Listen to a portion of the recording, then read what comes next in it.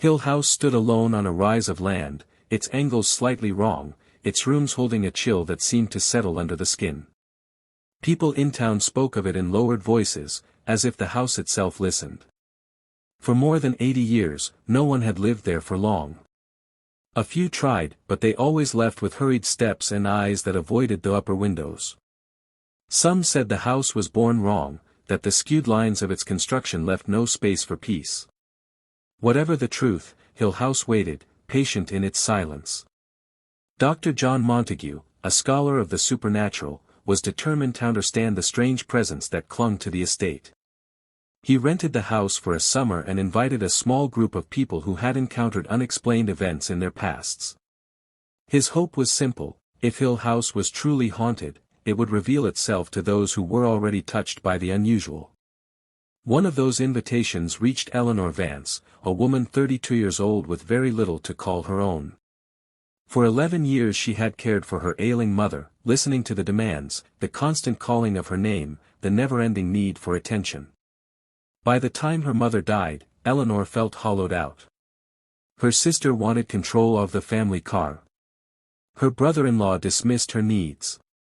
She lived in a house that never felt like hers.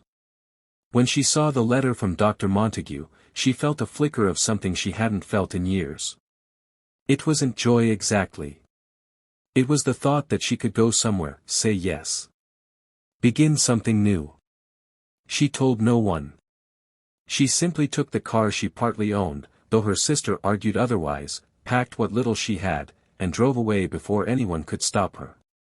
The road stretched out ahead like a promise. Trees arched overhead. Town slid past her windows. She drove with a sort of hungry determination, and strange thoughts commito her. She imagined owning little cottages she saw by the roadside, she invented stories about the people inside them. Eleanor woke with a jolt, unsure if she had dreamed the pressure on her bed or if something had actually been there. The morning light softened the severe angles of her room, and for a moment she felt absurd for being afraid. She heard Theodora humming in the next room, water running, and the everyday noises settled her nerves. By the time they met in the hall for breakfast, Eleanor had convinced herself she'd imagined everything. In the dining room, Luke was already pouring coffee, joking that he'd survived the first night without a ghost tugging at his blankets. Theodora complained about the chill in the halls but admitted she slept well. Eleanor tried to smile along with them, though she chose not to mention the whisper she'd heard. Dr. Montague joined them with a notebook under his arm, eager to begin the day's work. He wanted to explore the house in detail, mapping the rooms and noting any strange sensations. They started with the central hall, where the air always seemed cooler than in the rest of the house. Eleanor trailed her fingers along the wooden banister, feeling tiny vibrations, as if the structure were breathing. Theodora felt it too, glancing over with a puzzled look. Luke walked ahead, calling out room names and making grand gestures, but Eleanor could hear the edge in his voice. None of them were completely comfortable. As they moved deeper into the house, they found rooms that didn't make sense architecturally. Doors opened onto unexpected corners. Hallways curved in ways that defied logic. Dr. Montague explained that Hill House had been famously built with odd angles and imperfect symmetry, creating a subtle disorientation that could affect anyone's balance or perspective. But Eleanor felt something else behind it. Not just strange construction. Intent. When they reached the nursery at the far end of the second floor, the group paused. The door itself was swollen and stiff. Luke had to push hard to open it. Inside, the temperature dropped sharp. Eleanor couldn't stop staring at the words on her wall. Theodora tried to wipe part of it with a cloth, but the stain only smeared, turning the letters into dark, ugly streaks. Dr. Montague hurried in with Luke and studied the wall with a troubled expression. He asked Eleanor if she had ever sleepwalked. She shook her head firmly. Theodora backed her up, saying Eleanor had been in her room the whole night. Dr. Montague made notes, but the look on his face showed he had no explanation. Luke suggested it was some kind of prank. Theodora snapped at him, saying no one in the house had a reason to frighten Eleanor. The argument built tension in the already heavy air. Eleanor stood between them, feeling as if the house itself had placed her in the center of something she didn't understand. Dr. Montague asked everyone to take a break outside. The morning sun helped ease their nerves. Still, Eleanor's eyes kept drifting to the upper windows. She felt watched. Even in daylight, Hill House kept its hold. Later, when they returned inside, Theodora decided to move into Eleanor's room. She joked that she wasn't going to sleep alone in a house that enjoyed making new decorations on her walls. Eleanor tried to laugh along, but she felt a knot in her stomach at the thought of being so close to someone. She liked Theodora's confidence, but sometimes it made her feel smaller than she already felt. That afternoon, Dr. Montague brought out books on hauntings and manifestations.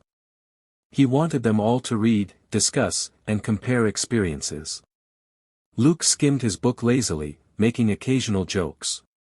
Eleanor read with a growing sense of dread. Many accounts described buildings that developed a consciousness over time. Spirits that fed on fear. Structures that absorbed the emotions of the people who lived inside them. Hill House seemed to match every description. As evening fell, the temperature dropped again. Theodora put on a sweater. Luke lit extra lamps. Dr. Montague made tea to stead. Eleanor stood in the nursery, feeling the cold wrap around her like a familiar embrace. The room didn't scare her anymore. Instead, she felt calm, almost peaceful. The air was still, but charged with a presence she couldn't see. She sensed it waiting for her to speak again. Before she could, footsteps echoed in the hall behind her. Dr. Montague called her name sharply. She stepped away from the center of the room just as the others appeared at the door. Luke's face was pale. Theodora looked nervous.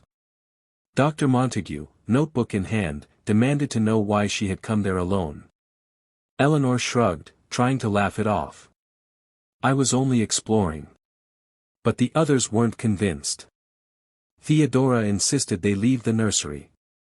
Luke closed the door behind them with more force than necessary. The group's mood shifted. They all sensed something slipping out of their control, as if the house had chosen a direction none of them were prepared for. Back downstairs, Dr. Montague lectured Eleanor gently but firmly. He said her behavior worried him. The house was dangerous. It fed on vulnerability. He wanted her to take breaks between explorations. Eleanor nodded, but she barely listened. She felt detached from the conversation, as if she were standing across the room watching it happen to someone else. Theodora asked if she felt faint. Eleanor insisted she was fine. Luke made tea for everyone, but Eleanor didn't touch hers. She felt oddly energized, almost electric. The house seemed to hum beneath her feet. That night, their restlessness grew. Dr. Montague ordered them all to stay together in the parlor. He brought blankets and books, determined to keep them awake and aware. Theodora sat close to Eleanor, glancing at her every few minutes as though afraid she might drift off or wander. Around midnight, the room felt colder. The flames in the fireplace shrank and flickered, though no draft touched them. Luke stopped halfway through a joke and stared at the doorway. Eleanor looked.